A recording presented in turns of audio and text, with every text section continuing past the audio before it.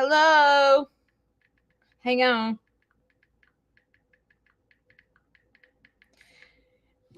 Can I tell y'all that so much has happened in the past 24 hours, and it's so hard for me to keep my big mouth shut.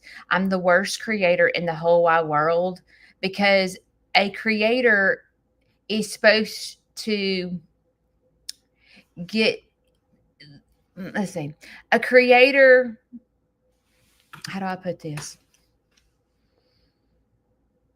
A creator is supposed not to tell their stuff. They're supposed to get you to watch a video. I suck at this.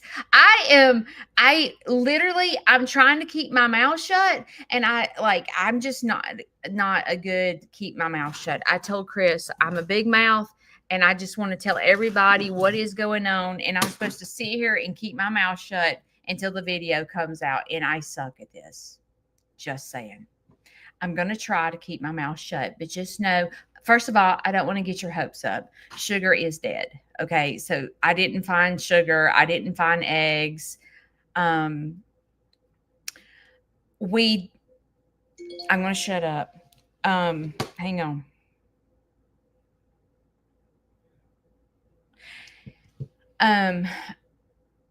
But my video that's coming out, what is today? Tomorrow. The video that's coming out tomorrow, it's about sugar. We uncovered some evidence, and so, but yesterday was an emotional roller coaster. I'm just going to tell you this part. Yesterday, a baby was born. Yesterday, I found a chicken dead. Yes, everything was just like I found something else. Okay, first, it was a baby was born unexpectedly. And I'm like, oh my gosh, a baby is born. Then Shane found a chicken dead. It had fallen in the duck pond. It wasn't killed by a predator. It was one of my chocolate Orpingtons. So then I went from excited that a baby's born to, oh my gosh, I am so freaking upset. My chocolate Orpington is now dead. To, oh my gosh, another baby is going to be born. It was just like this. And I was like, oh my gosh. And I feel like you guys are my best friends. You are my best friends.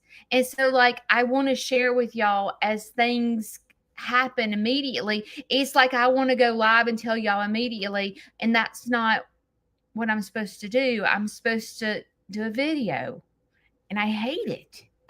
But I'm trying to keep my mouth shut. Okay. Glasses are coming off. And I am actually going to curl my hair today. I don't know why, but I am. I want to hang on because this lady is messaging me, and it's about a baby that was born. So bear with me just a minute. Hang on. Okay. Turn the preaching stick on. This may be a preaching stick kind of day.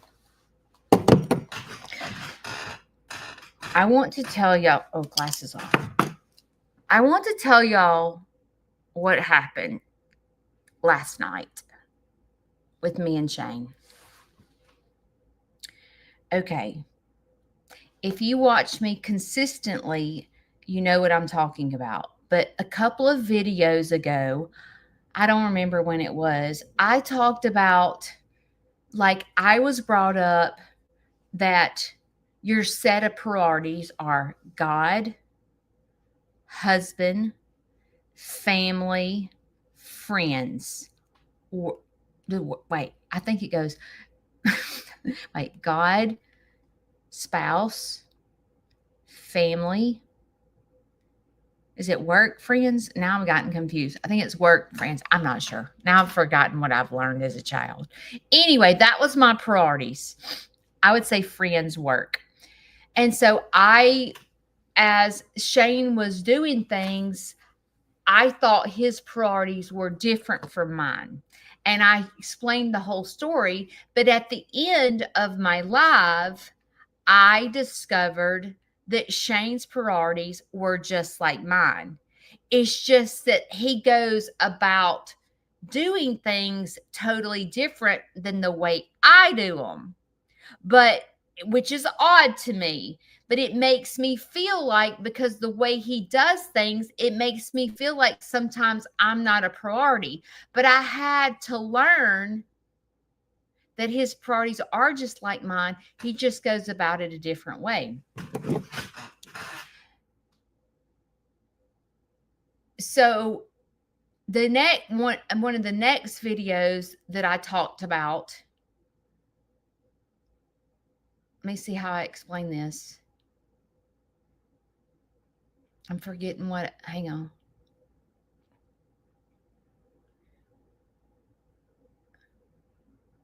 Oh, wait. Hang on, let me think how I said it. Oh, it was last video, Monday, I think it was. I talked about people saying I'm spoilt. Okay, I need to stop that just a minute. It's spoilt is not a word. Spoiled is a word. And the other, when I was sitting here thinking about telling y'all that, I'm like, why do I say spoilt? Is that a Southern term? Like the people up north say spoilt? I don't think so. I don't know. But I say spoilt, and I know that's not it's spoiled.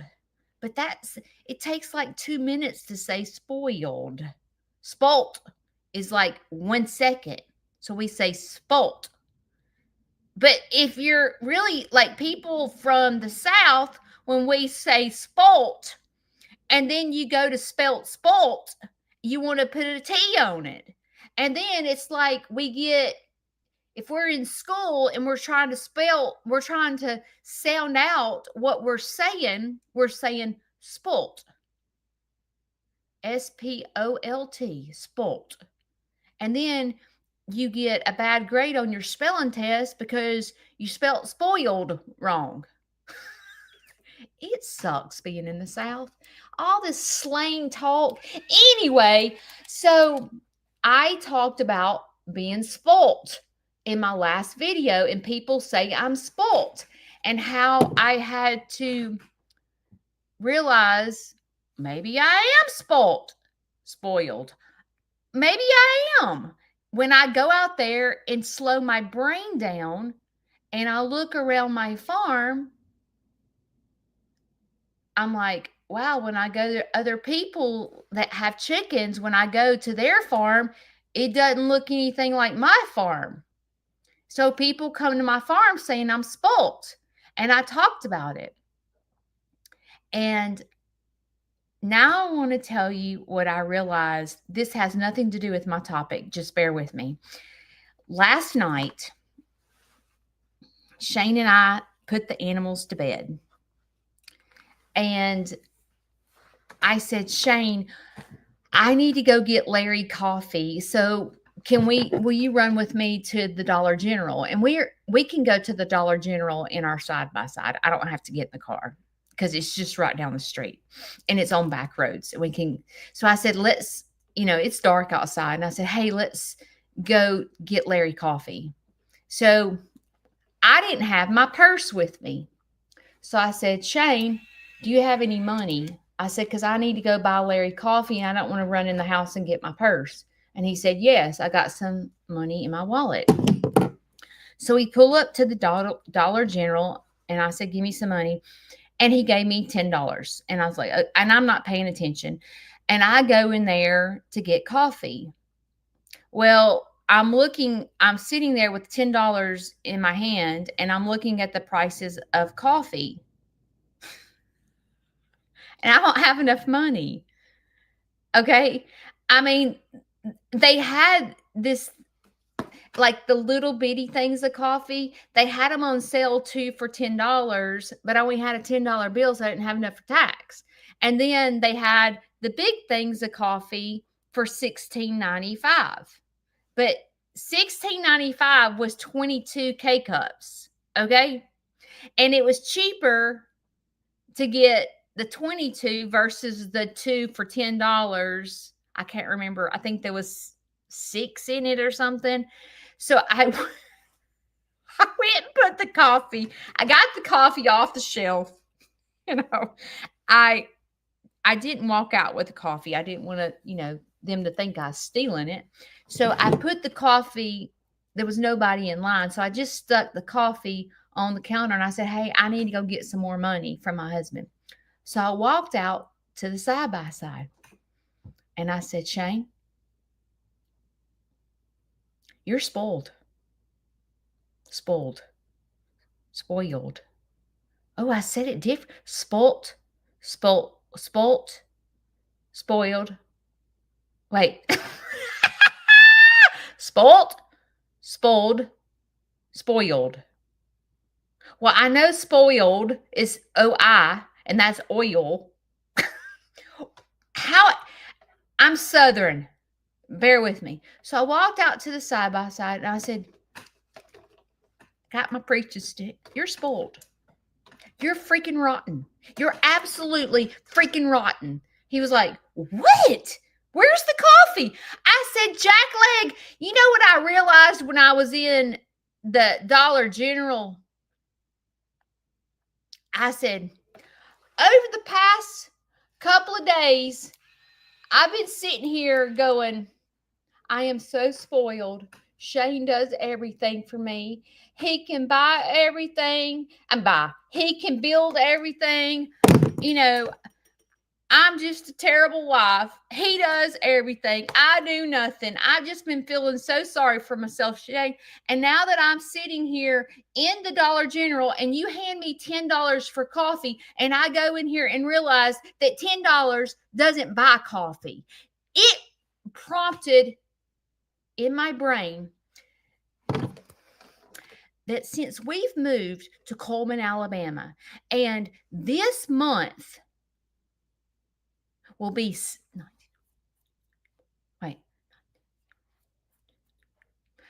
this month, in the month of April, we moved to Coleman 6 years ago. And it dawned on me that y'all has not been to the grocery store in freaking 6 years. And your jackleg self do not know that $10 will not buy coffee. Because you don't go to the grocery store and you don't realize how much groceries have gone up. And you're a spoilt brat. That's all I can say. That's all I can say. And it was like in that moment, God was showing me that this is how a marriage is. We're both spoiled. Shane spoils me. I spoil him. But I was sitting there in the moment going, I'm a terrible wife. I'm spoilt. No, he's spoilt. He's spoilt too. It ain't like it's all me that's spoilt. I spoil him. He has no idea what it's like to go into a grocery store and drop $300 on groceries and walk out of there with like 4 sacks. And you didn't even buy anything. You just bought the necessities. He has no freaking clue. And I've got that joker so spoiled. All 3 of them. He ain't just spoilt. He's spoilt, spoiled, and spoiled. All 3 of them. Okay. I realized that yesterday. He goes, coffee costs freaking $16? And I said, yes. And he goes, how many's in there? I said, 22. He goes, how many cups of coffee does Larry drink a day? I said, I ain't got a clue, but I'll ask him when we get in the house. So I asked Larry, I said, how many cups of coffee do you drink a day? He said, 2. And I was like, because Larry hadn't been to the grocery store either. He's spoilt. I spoil him rotten around here. They just think Sally Sue comes in like with wings on her back, and all of a sudden the house is clean, the groceries are bought in here, Sally does the cooking. They don't realize it's me. Like, y'all don't realize that the socks in your drawer that are folded, tucked in, they came from me. I'm over here doing all this crap. Sally Sue ain't just like a parent here, and it's me that's doing it. I'm Sally. Me. Anyway, okay. Enough of that. The title of my live this morning is Living Undiagnosed. And I was trying to figure out, do I want to talk about me living undiagnosed? Do I want to talk about Larry living undiagnosed? Do I want to talk about my best friend growing up living undiagnosed? Like, what do I want to talk about? And a lot of times when I give you scenarios, I use names, but sometimes they're just made up names, but it's a situation the situation that I'm talking about is never made up.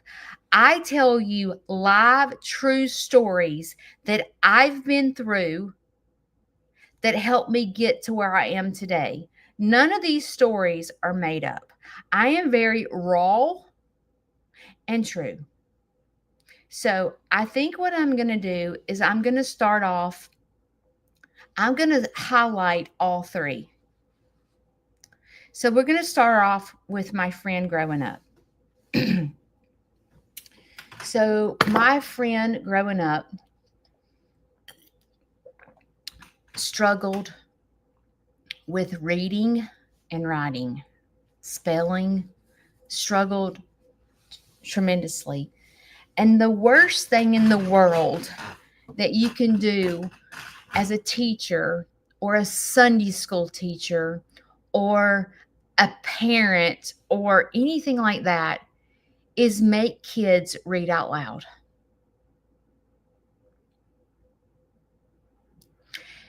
A lot of teachers think it's important for kids to read out loud because they want to, I guess I'm not a teacher, so I don't know the correct answer, but at a young age, teachers try to instill the importance of reading.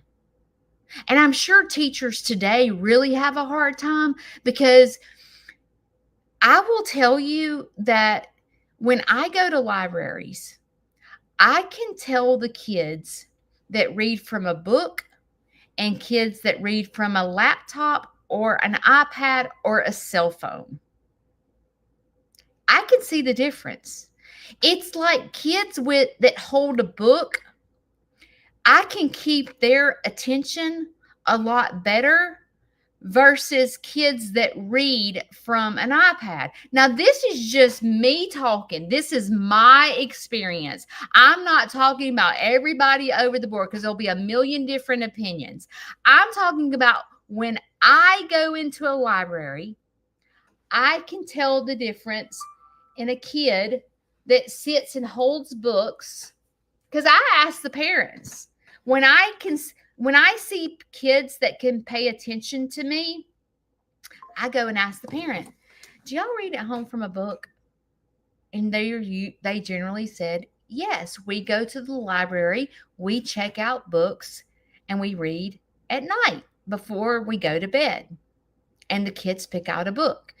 And then a lot of kids that I can't hold their attention, I'll go ask their parents. I'm like, how do y'all read at home? And she'll say, well, the kids will pick out a book, off, an iPad or whatever.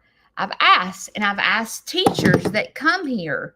I'm like, how do y'all teach at school? And some schools have iPads. So, like, my grandson has an iPad. The school sends home an iPad for him to do his homework. Okay. So anyway, I feel like the worst thing you can do with someone that struggles with reading is put them in a situation where the whole classroom is sitting around in a circle in quiet time, and you go around the room one at a time and read. Because My best friend struggled with reading. And I can remember watching when it was her turn to read. I could see the fear on her. I could see it to this day, sitting around a circle and the fear of, oh God, I'm next. And I could see the rumbling in her stomach, the stress in her shoulders. She turned fire engine red because she was scared to death that either she didn't know the word or she couldn't read like the other kids. So this person was struggling undiagnosed. Mom had the little girl in tutoring, trying to teach her to read. And because they just assumed that she just wasn't good at reading. And to this day, when I get a text message from this girl, the spelling is off. There's no punctuations in the sentences. It's very obvious that this problem of not being able to read and this problem of not knowing punctuations or not knowing how to spell has followed her into adulthood. Now, let me go back to childhood. She actually was diagnosed because she ended up failing a grade. And so, as a child, when you fail a grade, how embarrassing is that all your friends go to second grade and you're stuck in first grade again? How do you explain to a 6 and 7-year-old that you have to repeat first grade because you can't read and write? And that child is like, all my friends are in second grade. Because the most wonderful thing as a kid is when you get promoted to the next grade level. And this poor child was left behind. And with questions in their head that they don't know how to articulate through speaking. Why can't I read? Why can't I read? Why do I get anxiety when it's my turn to read? They don't know how to verbally say that. They may say something like, if they're sitting in a circle and it's their turn to read, I forgot my glasses today, so I can't see. So we'll have to go to the next person. Or they might say, my stomach hurts. Can I go to the nurse? Because my stomach hurts. Yeah, go on to the nurse. And that person's going, whew, I got out of reading out loud. And so people don't recognize all the time that every time it's reading time, Susie has a stomach ache and needs to go to the nurse. People don't recognize that all the time. And so when Susie had to repeat the first grade, it was sad for me as her friend to not, me as her friend, I didn't understand why she didn't get promoted. Like, why is Susie in first grade again? Like, we all got promoted and Susie's still in first grade. So it was confusing for me. Well, as time went on, Susie went to high school, okay? Undiagnosed. Susie went to high school. And Susie, now at this point, has anger beyond belief. As a matter of fact, Susie got suspended a lot of times for getting in fights because she had so much anger built up inside her because she was living undiagnosed. So, not being diagnosed, the only way Susie knew how to handle it is she was mad. She was angry. And so, anytime Susie got made fun of, Susie reacted in anger. So, what happens? This is what happened to Susie. Okay. All this anger that came out inside her, the parents and the school began to discipline Susie, and Susie had to go to alternative school, and Susie had to go to anger management.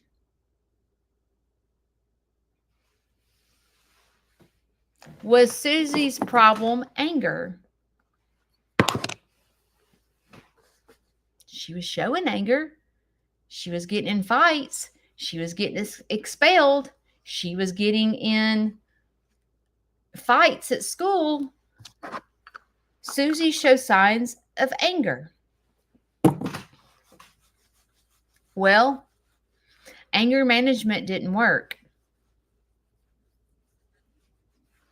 Susie ended up getting kicked out of school, or she quit school, and she only made it to 11th grade.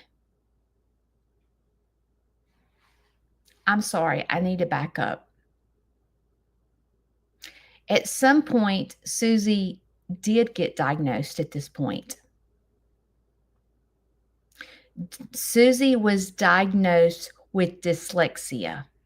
I left that out. Susie was diagnosed with dyslexia. But what did the parent do with the diagnosis? So Susie got to high school, started getting into fights, started having this explosive anger, and Susie ends up quitting school. She can't do it. She can't understand. She can't she can't read and understand what she's reading. She can't pass tests. She can't read. She can't spell. She can't understand. And the parents are like, poor Susie. She has dyslexia. And Susie quits school. So what does Susie do? Parents are like, if you quit school, you're going to have to go to work. So Susie went from not graduating high school to straight into the workforce. But Susie was very talented with her hands. Okay.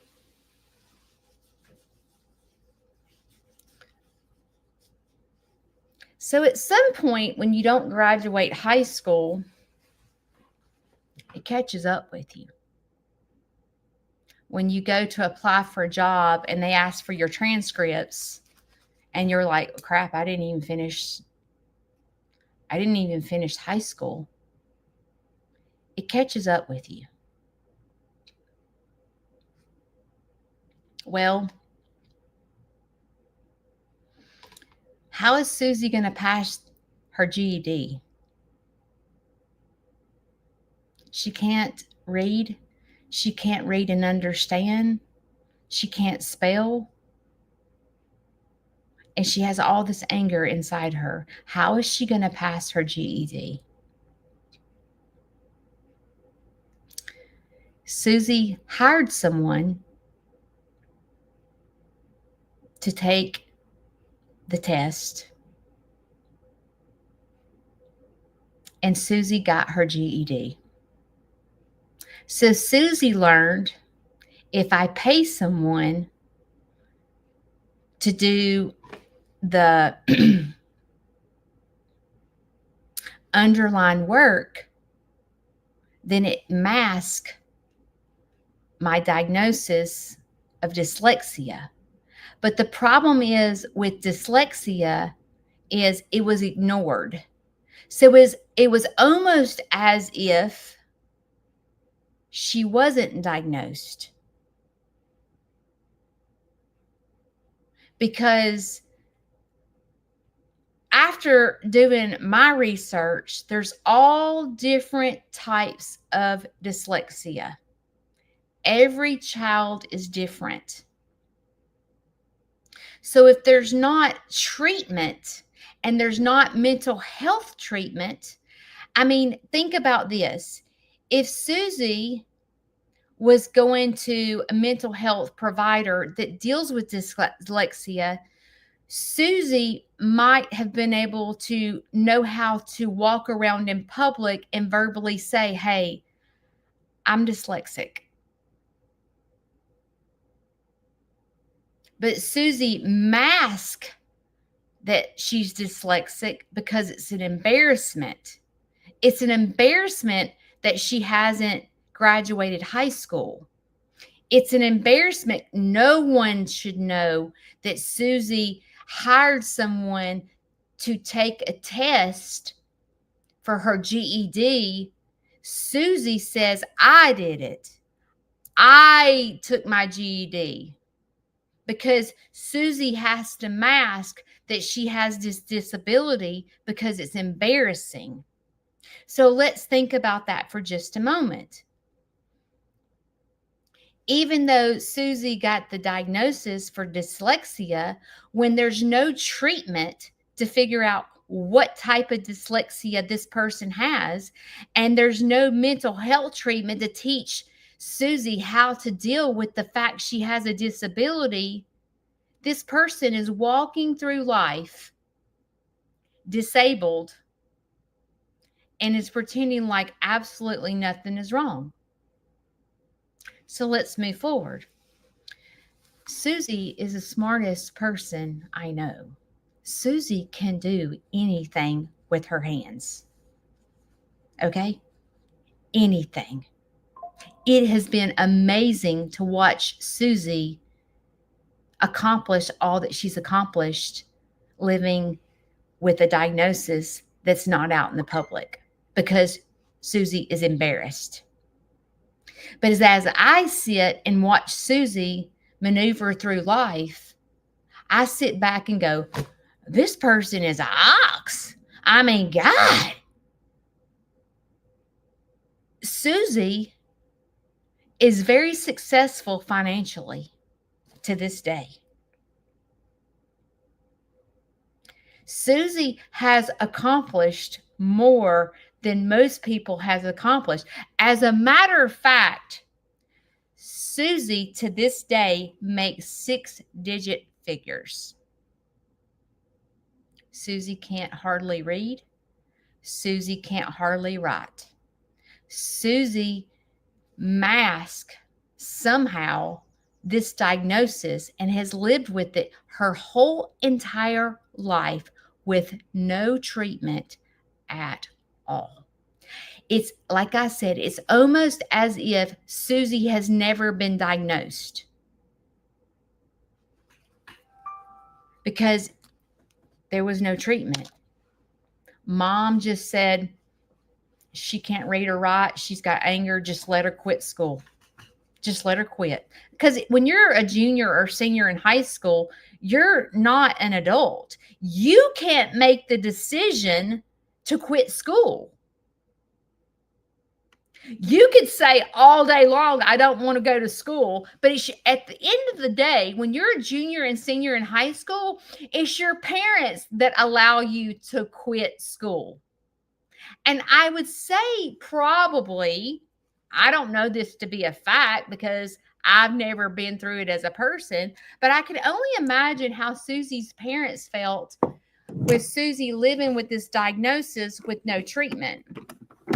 Because Susie's parents was dealing with Susie getting in fights, failing tests, not passing grades. So at some point, the parents exhausted going, I guess just let them quit school. They're dyslexic. They're not understanding. They can't read or write.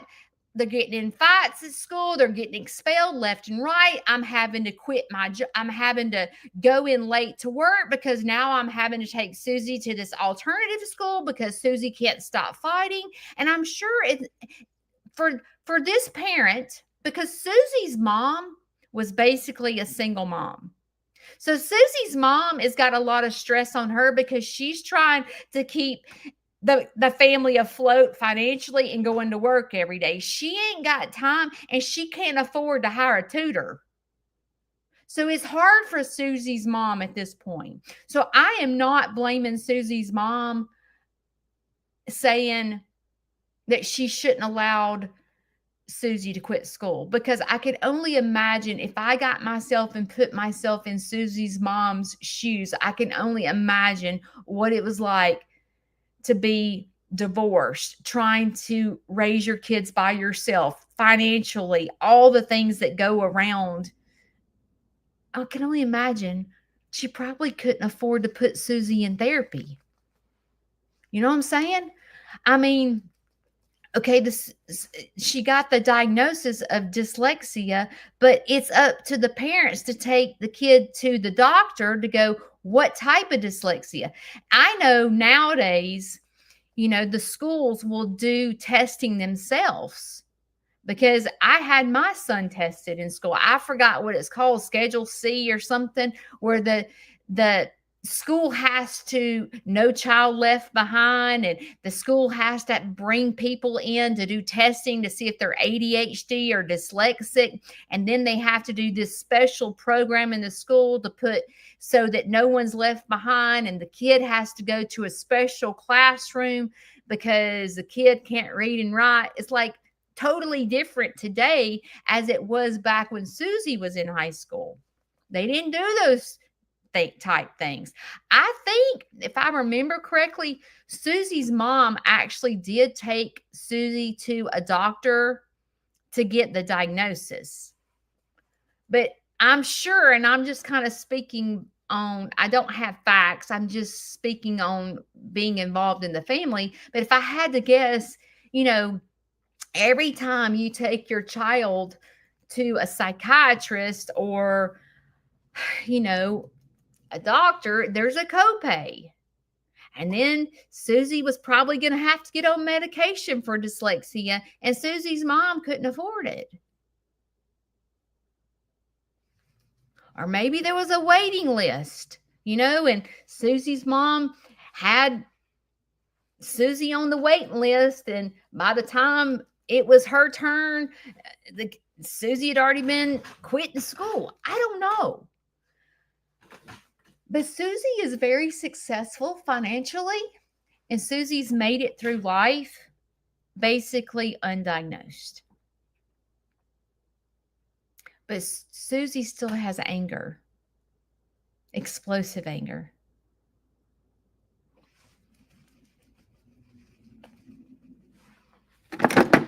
And oftentimes, me as her friend, when she has this explosive anger, I lose my cool and I don't want to be friends with her because she freaking loses it.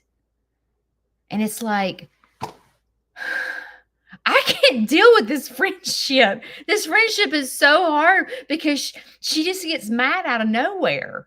I mean, every time she speaks, this explosive anger comes out, but then like it goes away within like 5 minutes. It's like Susie comes back and she's normal, and like you just got to go on this roller coaster with Susie, and you're like,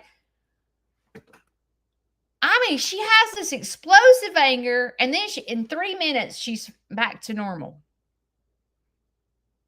And oftentimes I've almost stopped our friendship because it's hard to handle Susie's explosive anger.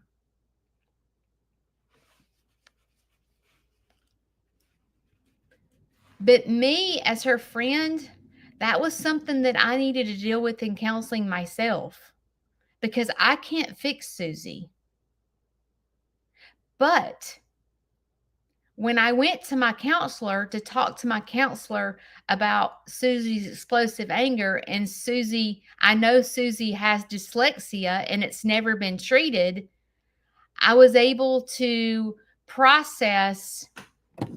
My counselor said, Judy, when she calls you and she has explosive anger, I want you to ask yourself this question.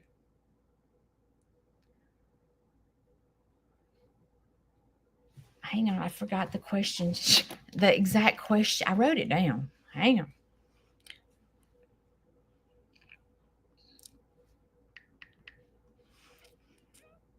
If I can find it.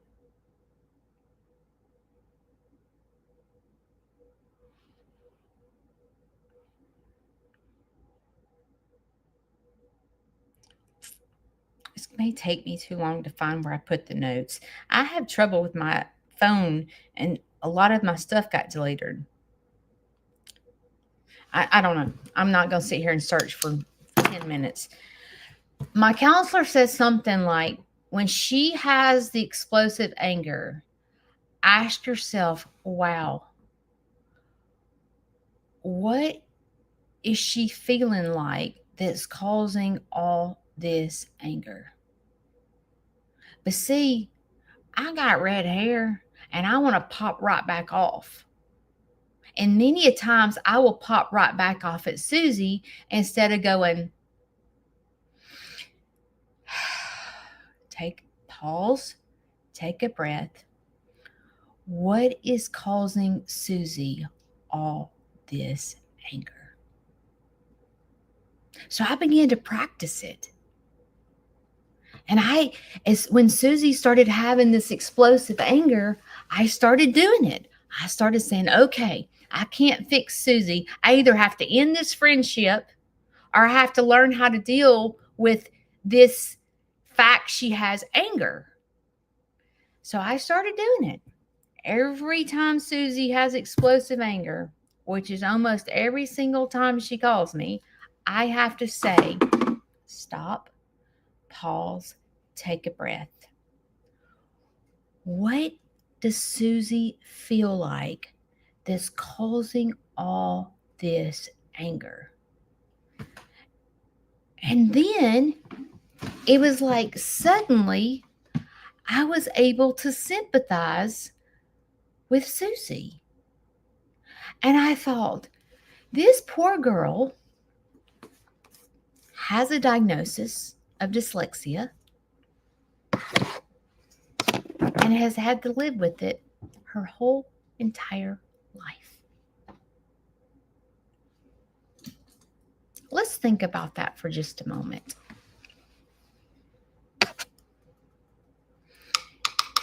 If you've ever watched someone with a learning disability, let's just take autism, for example.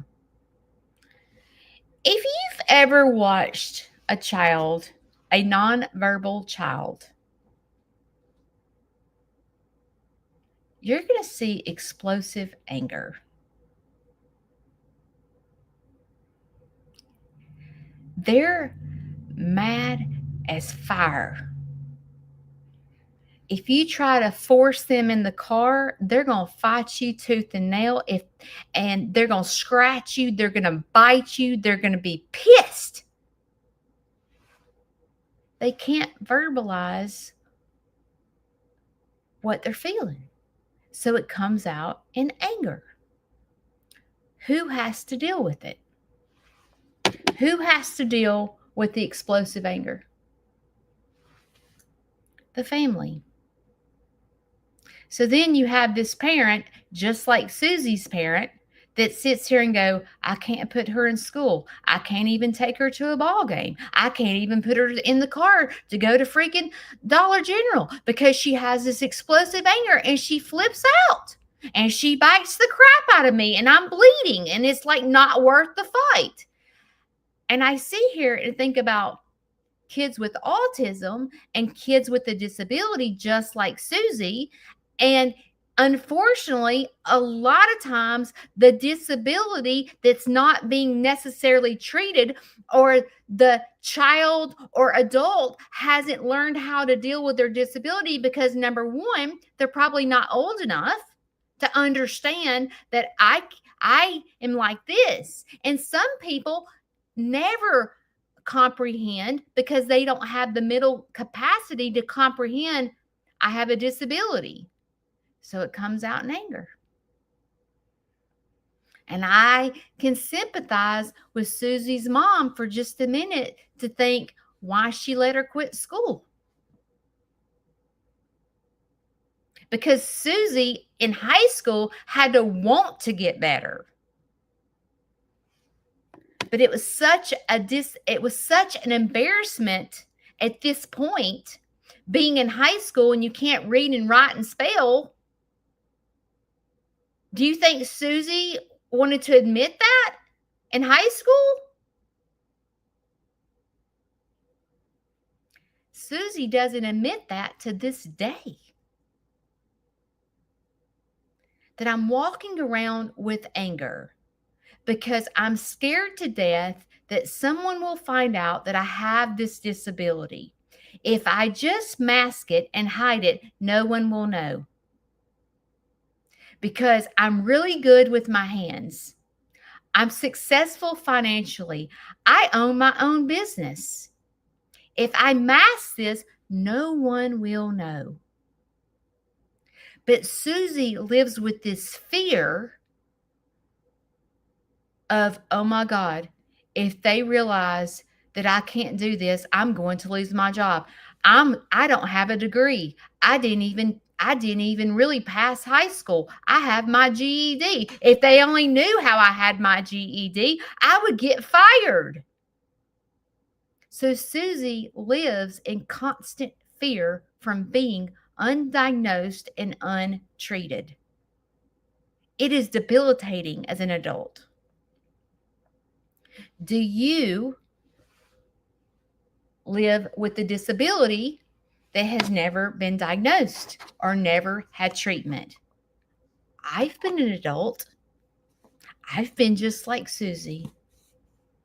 As a matter of fact, when I was a young kid, it started, I remember being in third grade, and I remember sleeping all the time. I don't have anger. Mine, let me finish my story. In third grade, my parents got a divorce, and that's when my depression showed up. And I slept every single day in third grade. I could not stay awake to save my life. And every single day, they sent me to counseling. Can you imagine how embarrassed I was that I couldn't stay awake? I didn't know what was wrong. I'm in third grade. So I remember they would take me to counseling and they would say, hey, Judy, you can't sleep in class. What time are you going to bed? I don't know. I'm in third grade. You know, every single day I was taken out of class and I was put in the counselor's office because I slept. It kept following me. The depression kept following me. Poor Judy. Her parents got a divorce and she sleeps all the time. I don't know what her home life is like, but it's obviously not good. It followed me. It followed me to high school. Slept all the freaking time. All the time. I remember I was undiagnosed. You know what? My family diagnosed me. I've told you guys this before. I was diagnosed as crazy. That was my diagnosis. And I got that diagnosis when I was a senior in high school, just like Susie. My undiagnosed living was depression. I just slept all the time. And none of everybody in my family just diagnosed me with crazy, and no one took me to the doctor until I reached the point that I overdosed and tried to kill myself in high school. And then all of a sudden they're like, oh my God, I don't know why Judy did that. She was homecoming queen. She was personality plus. She was head Valorette. She's popular. Why is Judy doing this? Because Judy was undiagnosed. Judy was living undiagnosed, and I didn't know how to verbalize what was wrong with me. So then, of course, I'm in the hospital, and the doctors start saying she's depressed. Why is she depressed? She has nothing to be depressed about. I'm sitting here going, I'm in high school. I'm just now getting the diagnosis that I'm depressed. I'm like, I have no clue. So you know what I told them? I'm fat and Scotty broke up with me, because that's all I knew. I've never had any treatment, and I've never been diagnosed, and I don't know how to verbalize what's wrong with me. I was just like Susie. Susie had outbursts of anger, and I had sleeping all the time, depression, wanting to kill myself. So then I get home, and they take me to the doctor for a little bit. I hated counseling. I thought it was stupid. And I continued life undiagnosed, and it led to destruction. It led to failed marriages. It led to failed relationships. It led to getting fired from jobs. It led to, because I couldn't get up and go to work, it led to disaster because I was undiagnosed. Then in 2006, I got to the point where I was like, I can't function. I literally can't function. I can't figure out how to get my butt up to go to work. Why am I different from every other coworker in my job? What is wrong with me? And I got to the point where I was exhausted. Susie never got to that point. Susie lives with her undiagnosed, untreatment self to this day.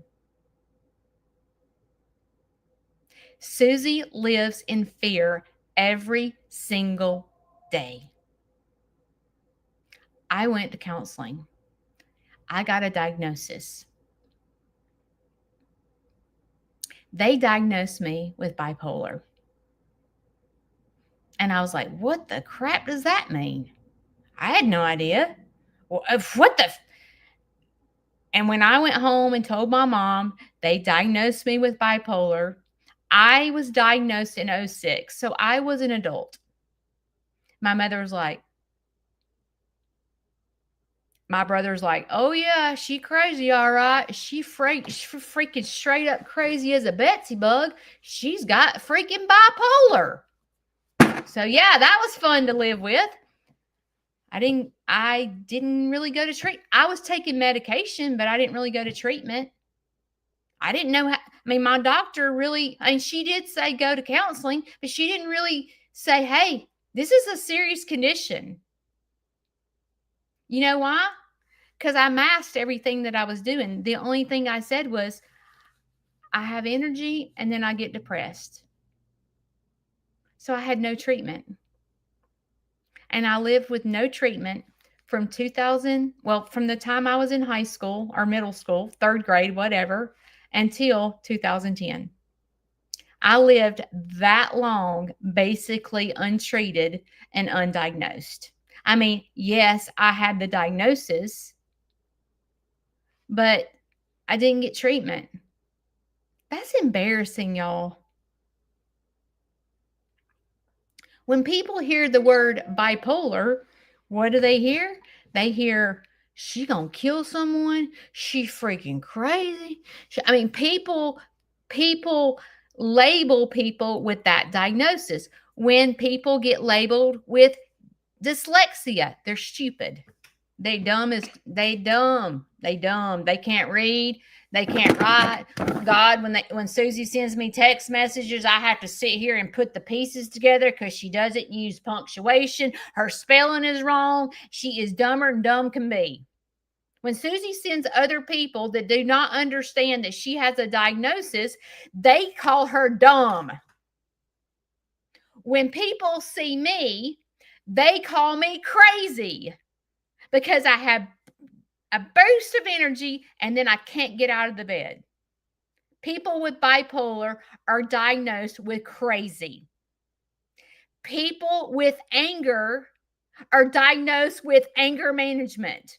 We don't get to the root of the problem of why the person is angry, because the person that's angry, like Susie, lives undiagnosed and untreated. And then they get put in anger management. Judy gets diagnosed cray. So in 2010, I'd had enough. I had enough. I had 3 failed marriages. I had children that needed a mom. I couldn't get my butt up and go to work. And Judy was just like Susie. I was very successful. As a matter of fact, I made 6-digit figures. I could get any job and sell myself that I wanted to, but I couldn't keep it. And it was so frustrating to me. Why can't I keep a job? What the flip is wrong with me? Why can't I stay married? What the flip is wrong with me? And I got to the point where I was like, I've had enough. Susie never had enough. Susie to this day lives untreated, undiagnosed, and walks around in this world because Susie is very successful but lives in freaking constant fear. It's terrible. The outburst of anger is terrible. But Susie doesn't see the outburst of anger because Susie's been like this for so long that Susie doesn't understand that the problem is Susie. Susie is untreated. So in 2010, when my husband walked out the door and left me, I hit rock bottom for the first time. And I said, I have bipolar. I was diagnosed in 2006. I need help and I don't know what to do. Told them what was going on. They were like, let's find the right medicine. It took me, I'm going to throw a number out here, 5 or 6 years to find the right medication that worked for me. That was a nightmare and almost killed me. And they said, Judy, you're going to have to go to counseling 3 days a week. Done.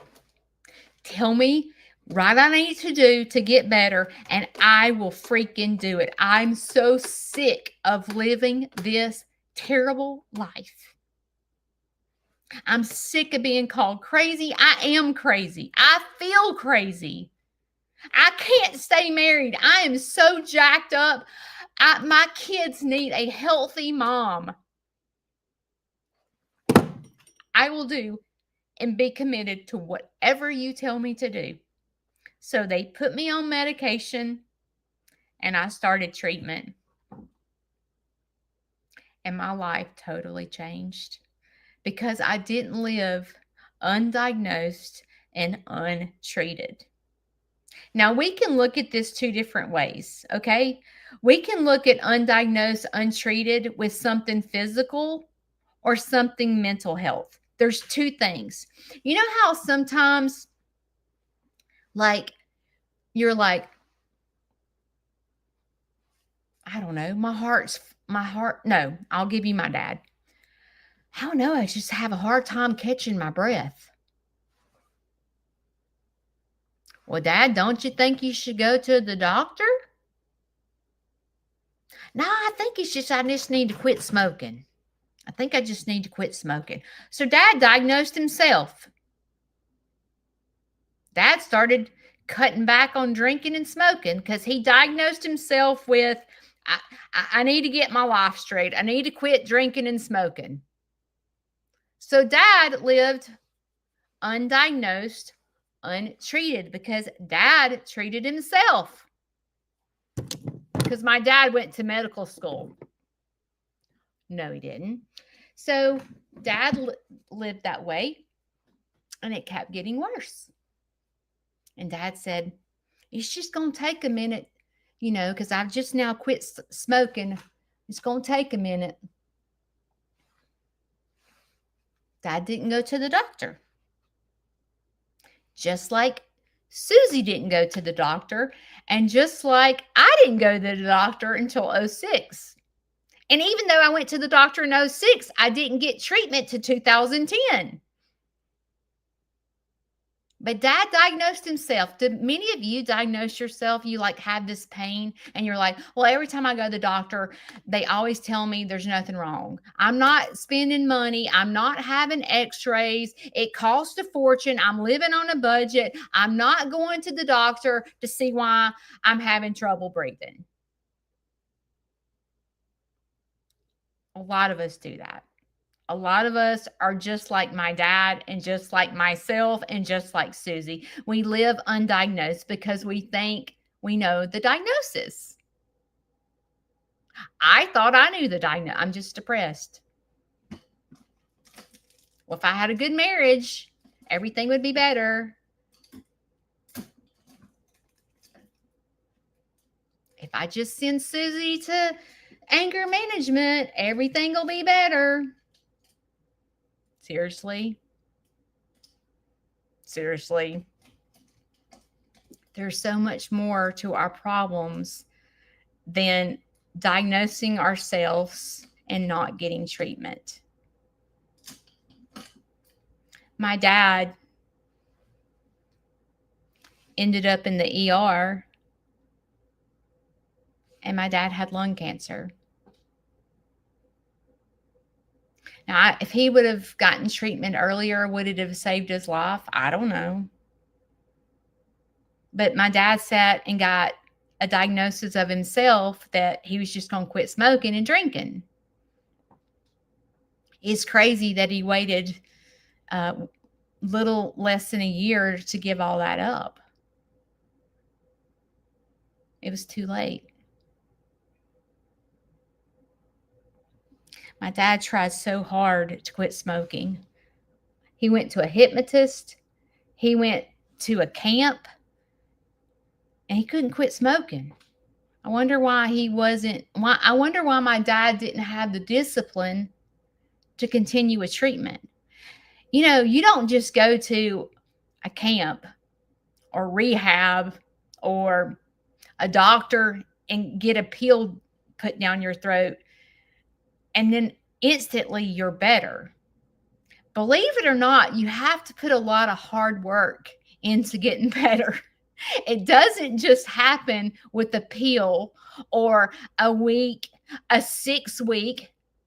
It doesn't just happen that way. It's not like you go, okay, she has autism. Now that we know, everything is better. No. You have to go to treatment, and you have to go to a lot of treatment, and you might have to go to treatment the rest of your life, just like me. I have to go to treatment the rest of my life. That sounds absolutely exhausting. It costs a lot of money. I go to counseling every single week to this day. It costs me $30 every time I go to counseling. When I went to counseling 3 days a week, it cost me $30 every time I went to the doctor. Could I afford it? Not really, not at the time. But somehow, some way, when you run after treatment, it all somehow works. I don't know if they have to put you on a payment plan. Somehow, some way, God provides. when you do what you're supposed to be doing. I don't know how I did it. I don't know how sometimes I do it to this day, because you know how much my medicine cost?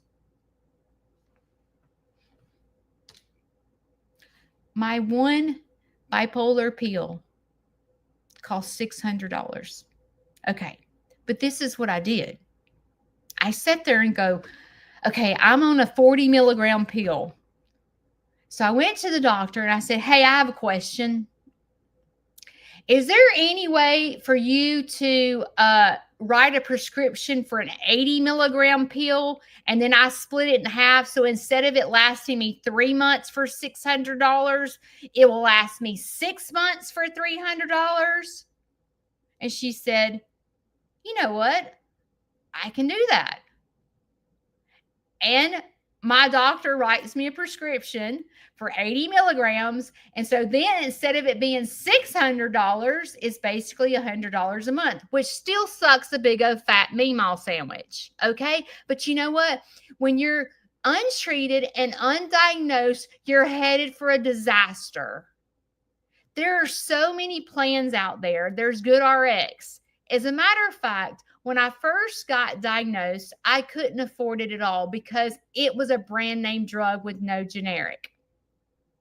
I told the doctor, I said, I don't know what to do. I can't afford this. And you know what she said? I'll give you samples. My doctor gave me samples for years. Every single month, samples for years until a generic came out. The generic is $600, not the brand name, the generic. The brand name was $1,500. But if you keep living your life undiagnosed and untreated, you're not going to be the best version of. We need to get the preaching stick out.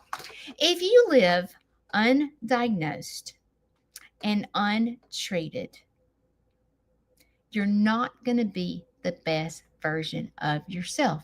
As a matter of fact, you're going to have a janked up marriage. You're going to have a janked up relationship. You're going to find yourself in the hospital. You're going to find yourself dead. You're going to find yourself just a disaster. You're going to be in the gutter.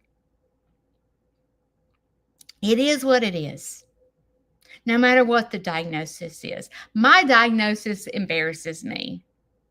I had to go learn how to deal with telling people that I had bipolar. It's embarrassing. It's straight up embarrassing. And I had to go. I remember when I first married Shane, and I would say, I don't want Shane's family to know. I do not want Shane's family to know that I have bipolar, so I need you to help me be on my best behavior. Like, help me. I'm embarrassed. People don't understand the word bipolar. They think I'm crazy. They're going to think Shane's married a crazy girl. And she goes, do you know how many successful people, do you know how many celebrities live with bipolar? I want you to go look it up, Judy. I don't give two craps what celebrity has bipolar. I don't want anybody to know. I had to go to therapy to learn how to say it and not feel embarrassed. I still am embarrassed to this day. It's not easy for me to say out loud because people begin to judge. People are mean. That's why Susie masked it. Because if people knew that Susie couldn't read and write and didn't graduate high school and had freaking anger, Susie is the craziest thing. When Susie goes to work, Susie can mask her anger. And I'm over here going, she can mask that anger, but she explodes at her family and friends. Like, what the crap? But Susie can have anger against friends because her family and friends love her. And they know the diagnosis.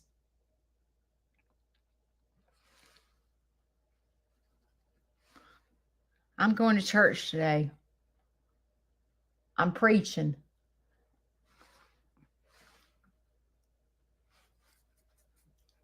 It's exhausting thinking that you have to go and pay a copay or a doctor copay for something that's been undiagnosed your whole life. And you're like, God, but once you get healing and once you learn that going to counseling is something you have to do the rest of your life, but if you can smile and be happy and know how to control the things that used to be debilitating to you, it is amazing what you feel like. And it's the best $30 you've ever spent in your entire life because you've learned how to deal with life. Living life to the fullest, I can't even begin to tell you how you see me. You see me. You see me on videos. You see me live here twice a week. You see what I'm like. Judy, how do you have the energy to do that? Because I'm freaking bipolar. That's why. But I don't want to tell you guys that because I live with bipolar. That's how I do it. My brain doesn't slow down. You should see what I'm like when I try to sleep, when my brain is spinning out of control. And then I go weeks, can't even freaking get out of the bed. It sucks. And I have to go to counseling every freaking week. It sucks. But it's what brings me joy. It's how I live my life to the fullest. I have to put into what I get out of my life. I can't live undiagnosed and untreated. It is a commitment. I have to be committed to being the best version of myself. And that requires therapy, it requires medication, it requires all these hard things.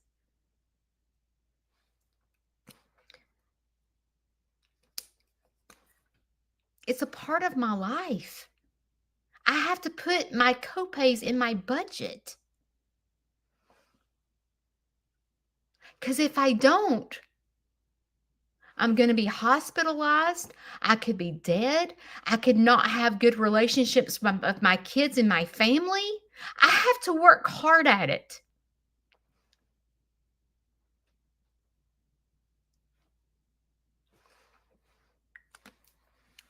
But I feel sorry for Susie.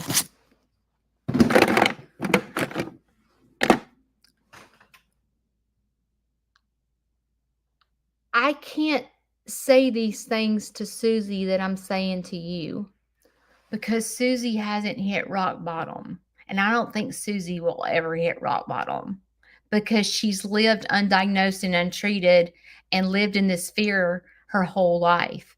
Susie doesn't realize that she has anger. I mean, I think she knows she's got to feel it because like when she has anger, her anxiety level is up and she's got to not feel good about herself. But Susie hasn't admitted that Susie has a problem. And Susie doesn't understand where her anger comes from. I didn't understand where my, like, not being able to get up and go to work and not being able to freaking keep a relationship. I didn't understand where it was coming from either until I hit rock bottom and was like, I hate my life. I hate everything about my life. Everything. Please help me. Please, something's wrong with me. I keep having failed marriages. My husband has left me. My kids need me. I don't even want to be alive. Help me. Tell me, write down what I have to do and I'll do it. If they wrote down, Judy, you have to go to counseling the rest of your life, I'm not sure if I would have done treatment. Judy, you're going to have to pay $600 for medicine. You're going to have to pay a $30 copay. You're going to have to go inpatient and then come to therapy 3 days a week. If they would have told me that, I would have been like, I cannot freaking breathe. I might as well just forget it. They didn't tell me any of that. They said, you need to come to treatment 3 days a week. That sounded like something I could do. I'll go during my lunch hours and I will do treatment 3 days a week. And I began to love it because I began to get better. I know I'm long-winded today. I have a lot to talk about. I hope today that when you look at me on my videos and you're like, wow.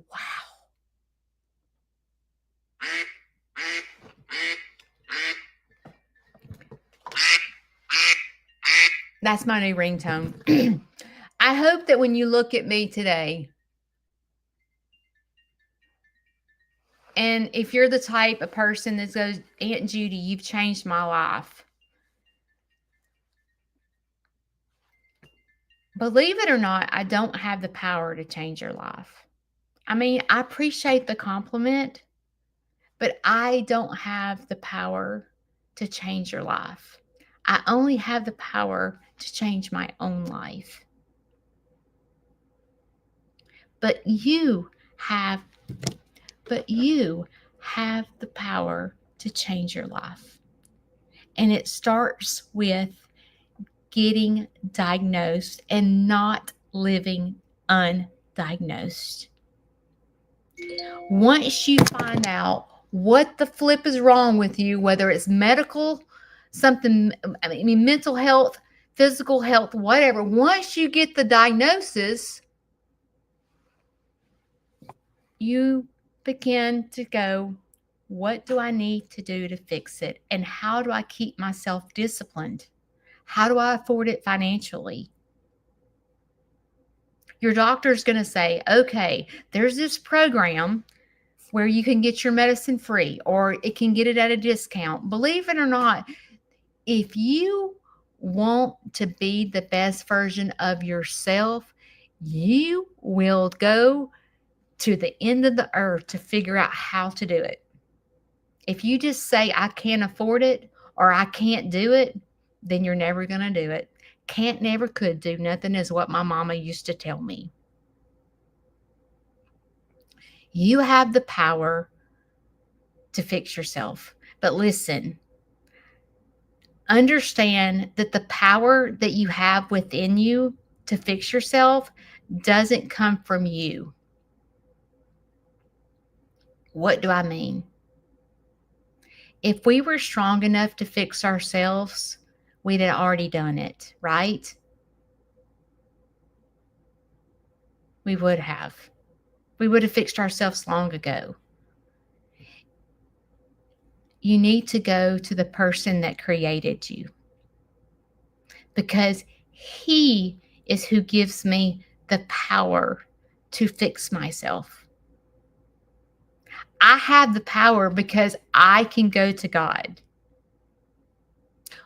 If you don't know what I'm talking about and you're like, Judy, you don't understand, I'm just telling you, for me, the second I had a personal relationship with the Lord, meaning I wasn't just praying, begging God for helping me. I said, God, give me the strength to do what I need to do to rescue my family, to be a good mom, to be a good wife, to be a good friend. Show me what I need to do. Give me the strength to get up and serve you every single day. Help me get up the second I get on this freaking train wreck.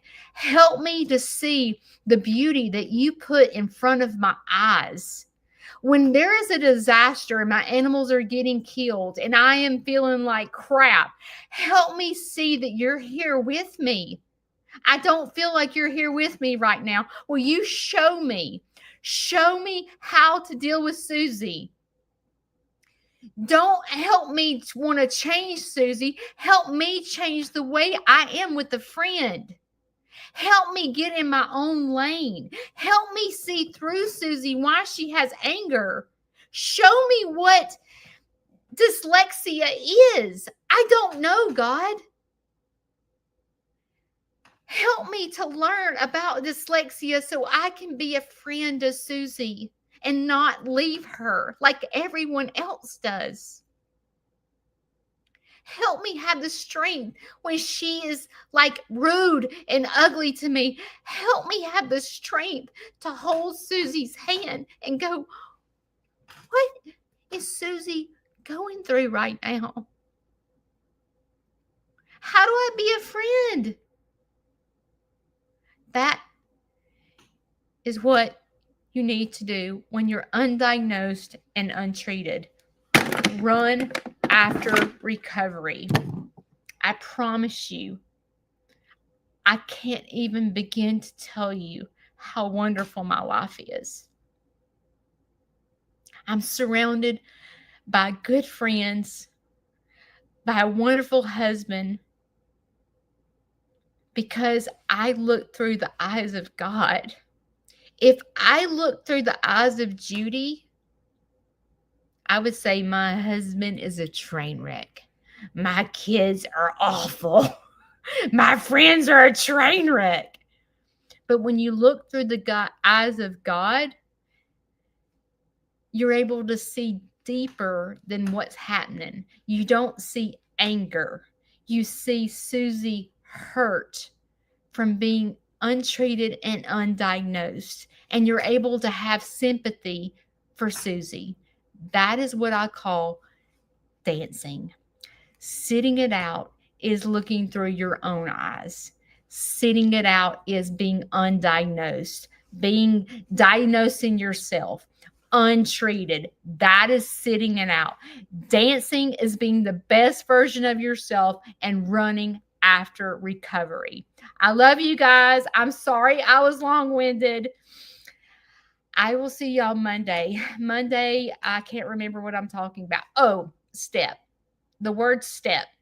I will see y'all later. Love y'all. Bye.